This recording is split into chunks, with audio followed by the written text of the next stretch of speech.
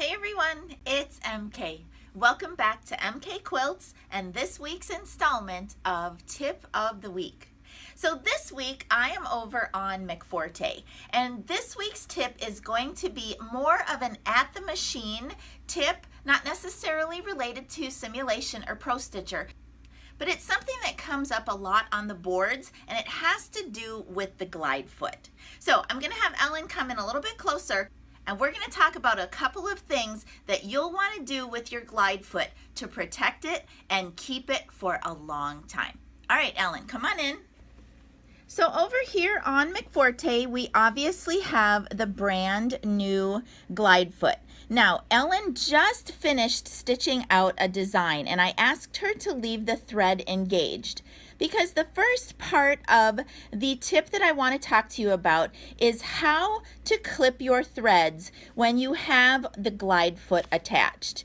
Now, some of you might have a tendency to move your machine immediately after stitching a pass or a pattern or a design.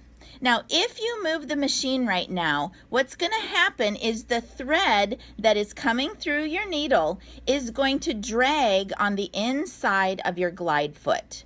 Now, that doesn't seem like it would be a big deal, but over time, if you move the machine repeatedly and you drag that thread through the foot, you're going to wear a groove in your foot.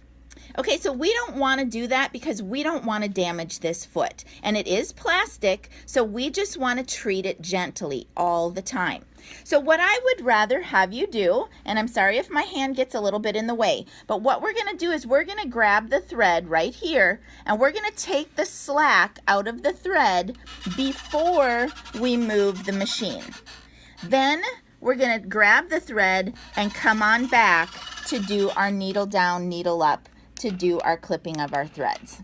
And Ellen, you're burying threads here? I'm burying. Here, we're burying, so we're gonna leave some long tails here.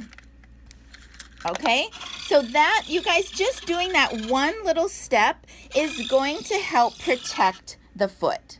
Now, the second part of my tip is about the glide foot itself. So Handy Quilter has re-engineered the glide foot to be wider in diameter and shallower in the depth of the foot. There's also some etchings on there which you can't really see well right now, but we can drop in a picture of the foot after the video.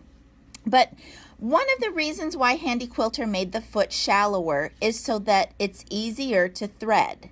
Now, some of you still may have a little bit of trouble threading. So I'm going to give you one additional hint about threading as it relates to having the glide foot attached. So for those of you who have the newer machines, you know that your console, which is it's the thing that controls your machine because you don't have a separate display on the front of your machine. So if you go into your console, we have a little, I don't know, a hand wheel. It's like a digital hand wheel off onto the side. Now I'm going to caution you about really going too far in one direction with this hand wheel.